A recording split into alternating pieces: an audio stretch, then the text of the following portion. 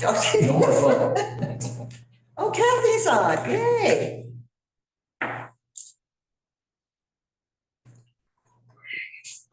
Hi, everyone. Hey, welcome. Thanks for being here. Of course. Wow, we got a full house. Well, except for John, Oh, who I John, think yeah. forgot. I could text him. Oh, I told his wife to remind him. She Well, might not have seen it. you might not be on speaking terms with her. Oh, really? What did we do to alienate her? Wow. You'd be very uninterested.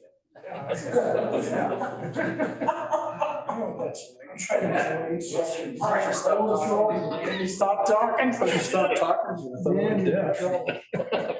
All right, I'm calling this meeting to order. Pull it, guys. Let's stand for the flag. I pledge allegiance to the flag of the United States of America and to the republic for which it stands, one nation, under God, indivisible, with liberty and justice for all. All right, Mrs. Vetter, can we have roll call, please? Mayor Bachman, Present. Mayor Pro Tem Knut, Here. Trustee Smith. Here. Trustee Valentine. Trustee Stelter. Here. Trustee McInnes. Here. Trustee Schwartz. Present. Have a quorum. All right, now we can continue. We have correspondence received on the agenda, but I didn't see any. Actually, I do have one. I'm trying to get a presentation on. There we go. Okay, so I did have one correspondence received, and the mayor is going to join me if she can tomorrow. We didn't have announcements on the agenda, so. Oh, so it's correspondence Yeah. received standing in for it. That's right. Got it, okay. So we're gonna be making a presentation tomorrow to the Delta County School Board over the Fifth and Grand project so that we can finally acquire the right of way. Thank you. Okay. So next up is the approval of the agenda. Motion to approve the agenda. Second, Second. all in favor? Aye. I, All right, that motion passes. All right, actions and presentations. All right. Stefan, do you want to present this or shall we? I'll defer, but your first agenda item is Citizens for Health Community Request for comments on BLM rules on natural gas and oil extraction. Ms. Legere, please have at good evening. Tasha Leger, Executive Director, Citizens for a Healthy Community. I'm here tonight to give you a little bit of background on the Bureau of Land Management's oil and gas leasing rule that's being proposed. The Bureau of Land Management is revising its oil and gas leasing rule, and there are a number of outdated fiscal issues that they're trying to address. So for the most part, this is actually a very positive rule. The problem with the rule is that it also provides preference for lands that are designated high developmental potential for oil and gas. And the lands in the upper North Fork are all designated high developmental potential for oil and gas. So the problem with the rule right now is that there are no guardrails in place for if lands are high developmental potential, and for example, they fall into other preference categories of having, for instance, higher value use, recreational use, for example, or important wildlife and fish values and connectivity issues, and same with historic cultural sites. So what we're concerned about is that if this rule moves forward without any guardrails, the North Fork will become a target for new oil and gas leasing. And this council has been steadfast in its position against new leasing in the North Fork, in particular around the town of Paonia. And so I think it's very important for the town to comment on this letter in supporting the good parts of the rule, but raising concerns that the rule has a potential for land use planning that does not have proper guardrails around it. So I've submitted in your packet a draft comment letter for your consideration. And that letter expresses acknowledgement to the BLM for the work that gets done in regards to its common sense provisions, but raising concerns about land use planning without proper guardrails and suggestions for them to improve this rule. And I can answer any other questions that you would like, but I want it to be as short and concise as possible. Thank you. Questions from Natasha? Yes. First of all, getting a handle on, there's already a stuff on the lease, right? Yes. Okay. So, do you want me to go into more specifics? It'd be nice to know like private versus public land and what leases are inactive and what leases could be developed. And then what leases are potential, maybe just percentages, I don't want to go into detail parcels. But just getting an idea of So that. you have the map in front of you, and you can see that includes the upper north, which is Gunnison County, and parts of Delta County, the western Delta County, and the Grand Mesa.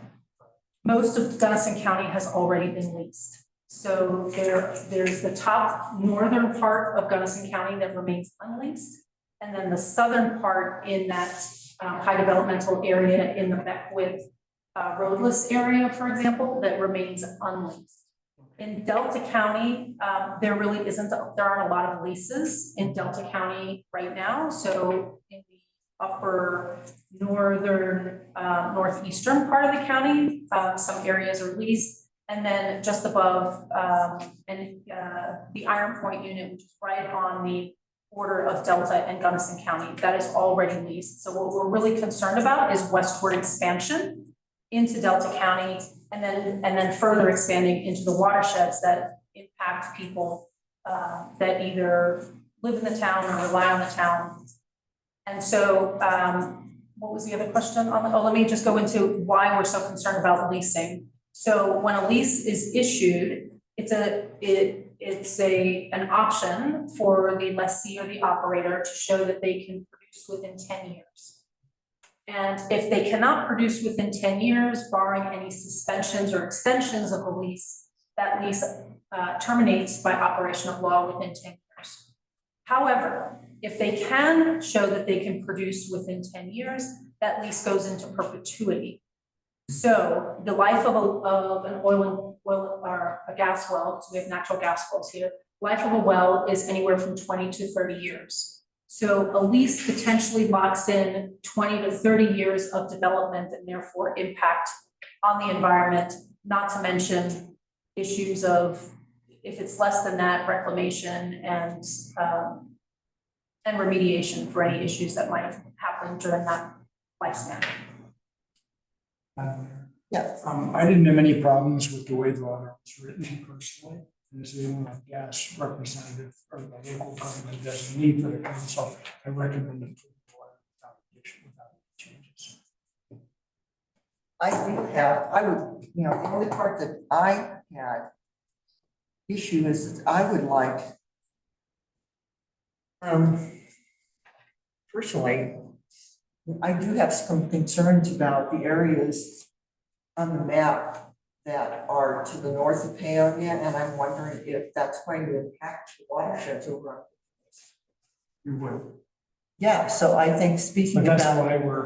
that's why we're saying. Right, and so I wonder if we should, say something about our watersheds in this. I think we should say something about our agricultural water because it crosses the river. And so, anything that we're pulling out of the river for agricultural use, definitely possibly be impacted by this as well. And that's not mentioned, it said, there's the one paragraph near the bottom that specifically said there. And I think it would be nice if we add a couple sentences also to say that we're very concerned about our agricultural water and the water on the north side of the valley, even though those aren't, actual people who live in the town. Other comments from the board? Yes. I had a suggestion on the first bullet on page 2 to replace the last word impacts with effects. simply because effects is very well defined in the National Criminal Policy Act rules. And I think we want to be able to ride on those coattails. And then I had another suggestion that just in what you were saying, Mayor Backman, is would it be possible on the last sentence on the first page where it says "and unparalleled recreational," could it say "and unparalleled recreational and agricultural values"? Because I kind of agree that the thing that we are most concerned about is our high intensity, organic agriculture. And I think I know why that's not in there in particular, because it may not meet the nomenclature that's in NEPA, which is probably why. So I don't know if it would detract, but maybe a paragraph that, besides that one addition of "and agricultural" to maybe, toot our horn a little bit more. I think it's important to add those things, but the only reason that I didn't have them in there is I was trying to tie to the preference language within the proposed rule the way it is, but that doesn't mean that you can't add to it. And I think adding the agricultural values is very important. Yeah, Tracy McGinn. Yeah, I think, and I agree highlighting kind of the context of our agriculture and this value, and maybe even drawing attention to like how many counties and or communities that our agriculture serves. And so like, if that gets affected, it's not just us, it's everybody. My concern, not concern, but my one kind of comment is on 1, 2, 3, 4, the fourth bullet point. I'm curious, it reads, lands are located in geological hazard areas and the development has a potential to induce seismic activity landslides. I'm curious if we can actually just strike and the development has the potential from that section, just to kind of like, because I think if the bounds are small enough, then and a company is able to be like, oh no, it's not going to cause any seismic activity, that kind of clause will kind of allow for that to happen, right? Because the way that it's written, it needs to both be in a hazard area and also show potential. And if it just is in a hazard area, maybe, yeah. That was kind of the one piece that I had. Can I just, and I think that's a good point, but the reason why the "and" is in there is to address offsite. Oh, okay. And then oftentimes the way they look at these things is that if it's the development itself is in a geohazard area, they don't necessarily take into consideration the fact that if it does trigger something several miles away, that's what I'm trying to get. Oh, interesting. Okay, I'm yeah. trying to get away from just the well pad and just say these projects, these developments really have extensive impacts that need to be considered.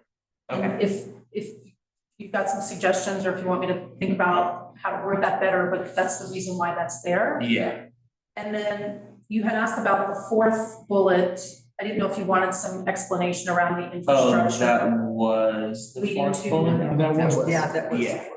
Yeah, that's, yeah, that sorry. was, I just wanted to make sure that second section wasn't limiting language as far as like, let's get that as broad as possible. Cause yeah, I mean, a lot of the geological stuff we have going on here is pretty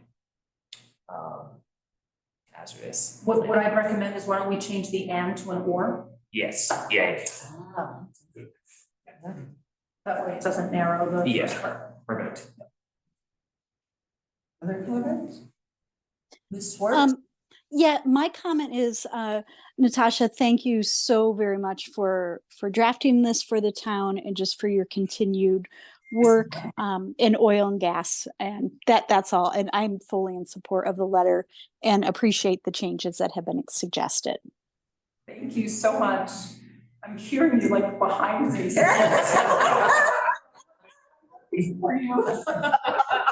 She's watching from above. Thank you. Trustee Schwartz. Any comments from the public? Okay, seeing none? Okay. So, anything, Rick? Sorry, Nathan? The only other thing that I have is that the pipelines, because in order to develop, they're gonna have to put more pipelines in. And the pipelines are the biggest impact of all. And it's gonna have to be a big pipeline. And they do have a right of way, but I'm not sure that they got enough room to put another one in on that particular one. I have a little experience in the industry, and that really bothers me about the whole development. The current pipeline is at or near capacity, and that's what the holdup will be. So we will see another pipeline should they decide to put this forth. That's all. Did you want to add something on the pipeline, Cindy?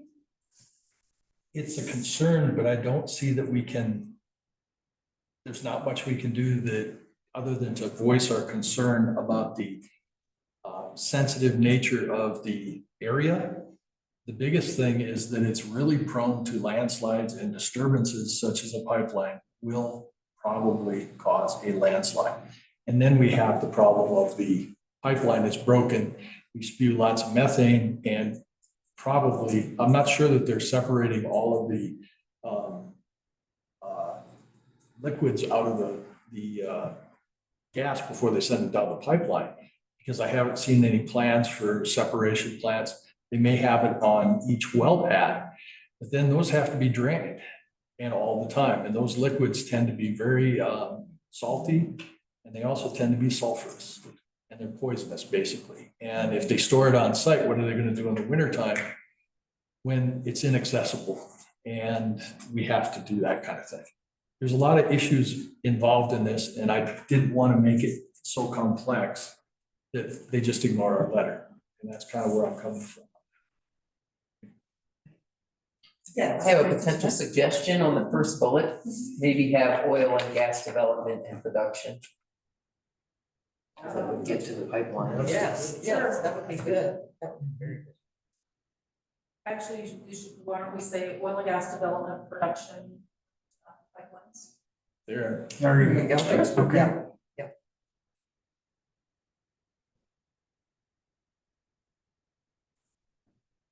Okay, anything else?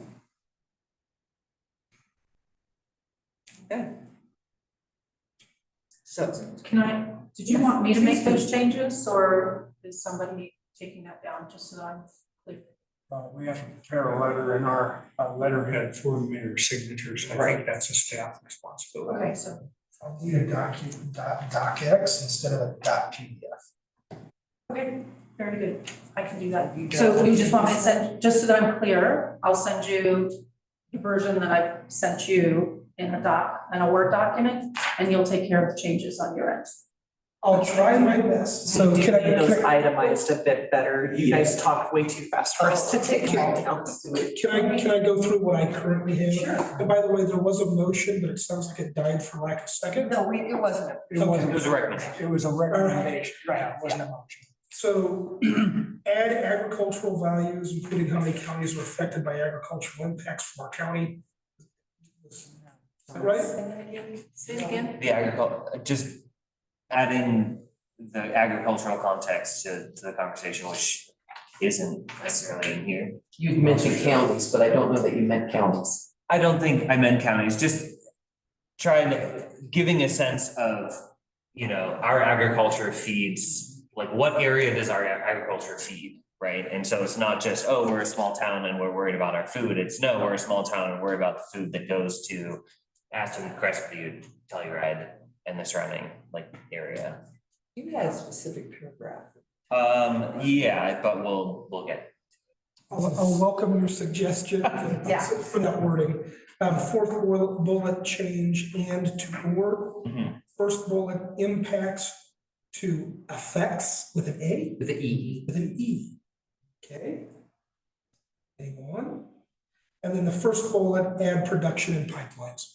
Oil gas development, production in pipelines, is that what you were Yeah. thinking? Yeah, that's a good add.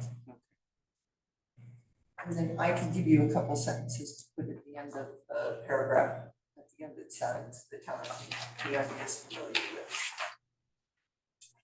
To include, Again, specific watersheds and the river with its agricultural water.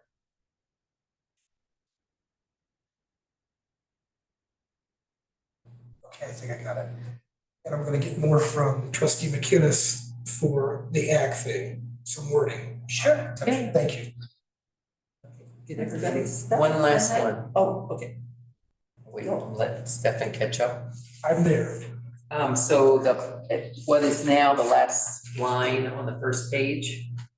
Insert and agricultural after recreational. Yeah. Between recreational values, and agricultural. Did somebody have something in there about adding development pipelines to something? Yeah. Okay, that's fine, sure. Yeah, makes sense. And agricultural, It put and agricultural in between recreational values.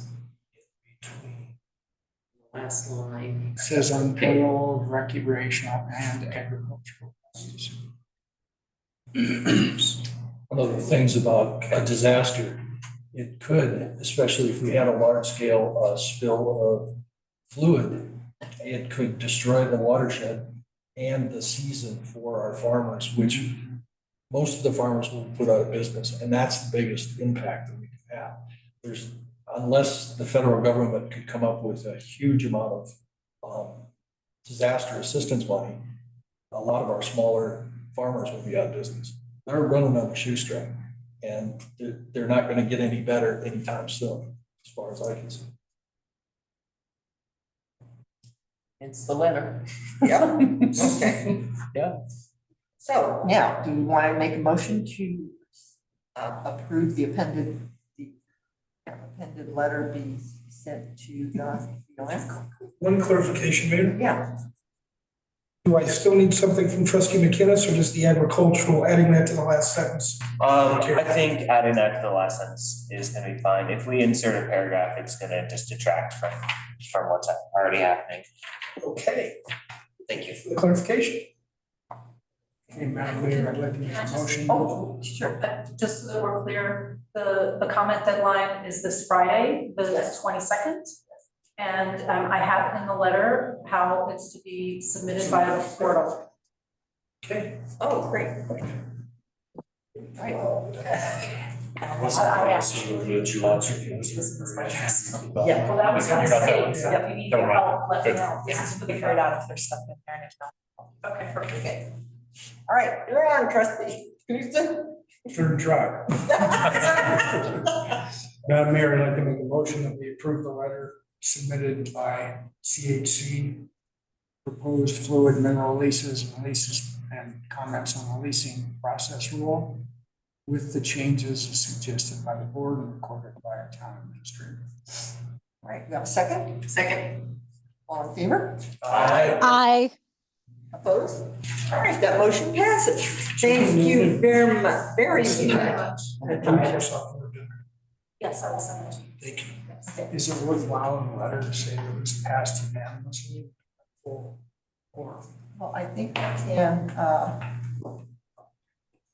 Add a line. yeah, add a line. respectfully, mayor and full board of trustees. Yeah. Okay. Okay, All right, moving on to a. Thank you so much. Oh, you're welcome. Thank you. Have a great night. Thank you. All right, item number 2, RFP for an audit. Okay, so we went out to bid, we used our new bid net direct. That went out to a few hundred different CPA firms. I direct solicited CPA firms, and when I was getting nothing but declinations back, I asked the auditor of state to assist me with finding audit firms. They produced a list of folks on the western slope that may be interested, and just direct solicit them again. After receiving our third declination, I was really worried that we would receive none. We received one. Before the deadline, that met all of our criteria. That's from the Hinkle and Company, PC. So James D. Hinkle's the principal, he's a CPA. They are out of Inglewood, so Denver area. And they met all of our criteria. The price is the same that we paid last year. So, and this is for an expedited audit to get us finished with fiscal year 2022 before the end of December of this year. That helps us get into compliance. And they also have a schedule for subsequent years. Now, there is an escalator. It's a small percentage escalator. So even though this year's 25,000, next year was like 27,000. So it's a couple $1,000s more a year. And we have the option of moving forward with them for the next 5 years at this escalation. This proposal is exactly what we've been looking for. And that's because our last auditor completely closed their audit division. They didn't have an audit division. So, Do they have a local office? First goes as close as it this is as close as we're gonna get. Try. I pulled in favors with KPMG and their audit team actually said no. So thanks for that, friend.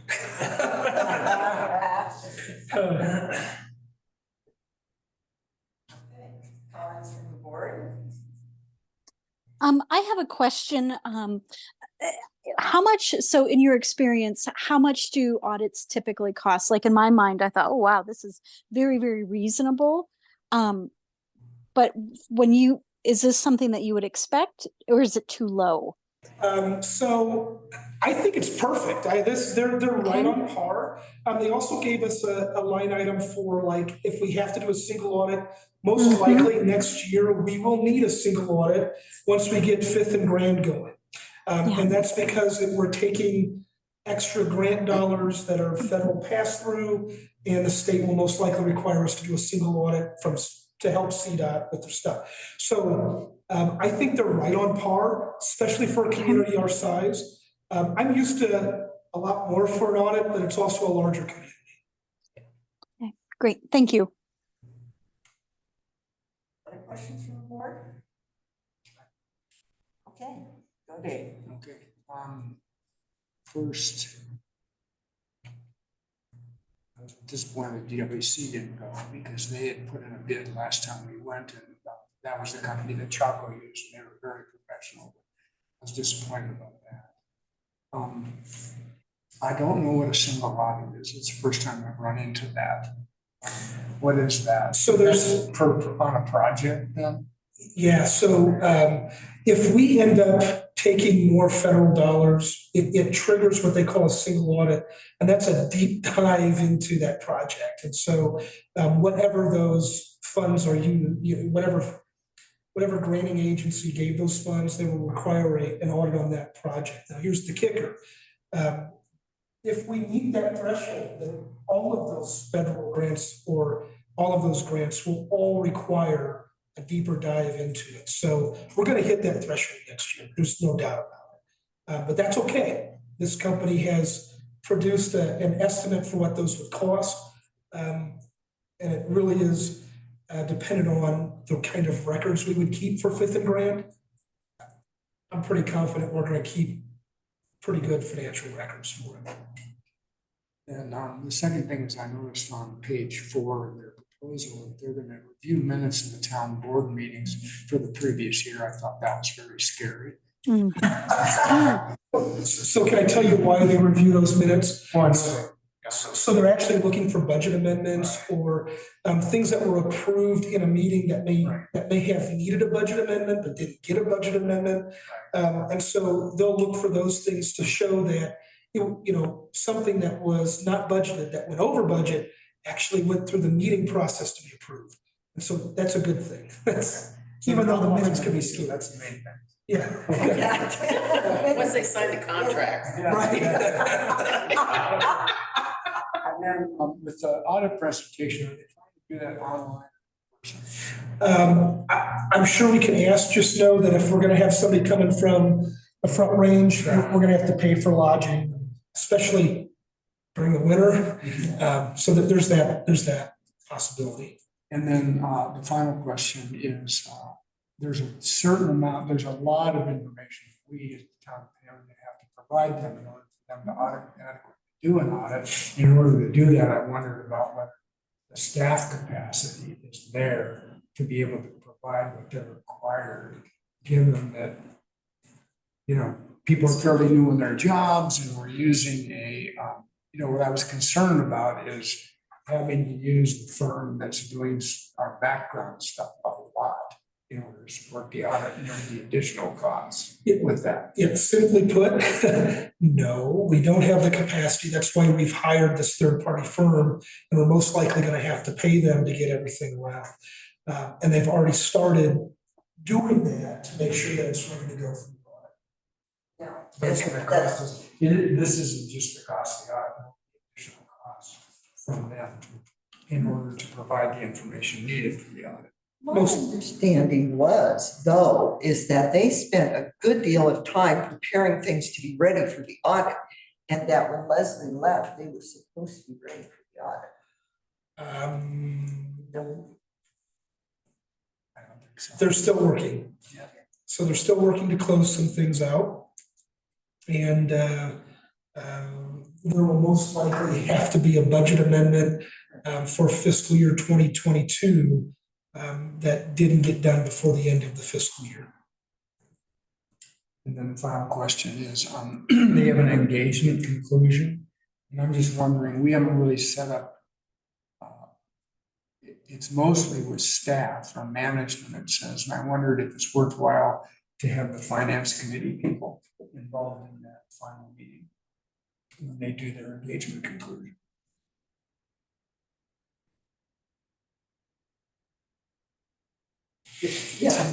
And which is absolutely fine with me, but I noticed, I'm just throwing this out because I thought this sounded kind of odd. And it says on page 16 that they communicate with the mayor and board. So I don't I don't know where that, if that's true, and that's what they do, and how that would comport with this final letter you just referred to. I don't understand audits enough. Because you have a finance committee that does some oversight authority, that would be appropriate. We may ask them to amend it to say that you also be with your town administrator and treasurer as well, but yeah. Okay, and which is in there too. I have to admit, I did not read it word for word. I kind of skimmed it, but just noticed that. And then they do talk about administrator / treasurer. So anyway, but I'm happy to do whatever the finance committee can do to help. I don't anticipate, we should really engage them to find out, but I wouldn't anticipate that you're gonna be heavily involved with any of their like on-site site work. That's more like we provide the documentation to them, they sit in a room like this and go through those and do testing. Really, it might just be filling out a questionnaire, standard questionnaire for an open audit or for opening an audit is, do you think fraud is occurring? That kind of stuff. And so it's just a questionnaire. If there's any susceptibility to internal controls practices that you've noticed, what are they, so that it gives them a guide on where to start looking. And that's kind of typical for how an audit starts. Right. And that would be that engagement letter that would be expected of the finance committee. Yeah. Okay. I just had another overarching question. So can they do most of this electronically? I would assume they could. Their field testing, that's something we'll have to work out with them. Typically, even though they may be far away, they would still come to do field testing, field work on site, because they have to see what our internal controls practices are, that credit cards are locked up, that there's a register for a credit card when it's used that's not tied to a specific person or position. That kind of stuff that they'd have to come in and take a look at. So there, I don't see anything in here about paying travel costs. What would we be expecting? They're given a flat fee for $25,000. So Let's maybe wonder how much they might be here. Expenses are included. in the bid proposal. So that's really, Yeah. really good. And especially since this is gonna go through the winter, Yes. and there can be a 500-mile detour. Why is there gonna be a 500-mile You detour? have to go through Yeah. southern Arizona to get here. I'm not expecting that much snow. Oh, my God. They say it's gonna be a big year, but the canyon will be closed numerous times. And it's it's 230 miles one way. So 500 miles. And so I do apologize that there wasn't a staff report with this. I was so excited to get an RFP that confirmed and that it needed to get on an agenda. That's why you didn't see one. But obviously, we budget every year for an audit. Got to get it done. When DWC gave us our proposal 2 years ago, they came, part of their proposal, they were twice as expensive as anyone else. They were like 50 or 60,000, if I remember right. But they had something that was really attractive to me, dashboard for the town trustees that you could look at, that would be this dashboard for how you can look at finances and stuff. It was simplified, it was kind of at a glance, and I thought that was a cool thing, but was it worth $25,000? Probably not, but, you know, we certainly didn't. All right, any comments from the public? Okay. All right, would anyone like to make a motion? I'll make a motion, we get to it. I just lost it. I'll make a motion that we accept the RFP from fill in the blank.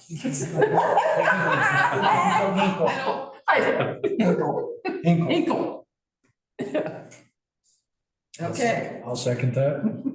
all right, all in favor? I, All right, that motion passes. All right.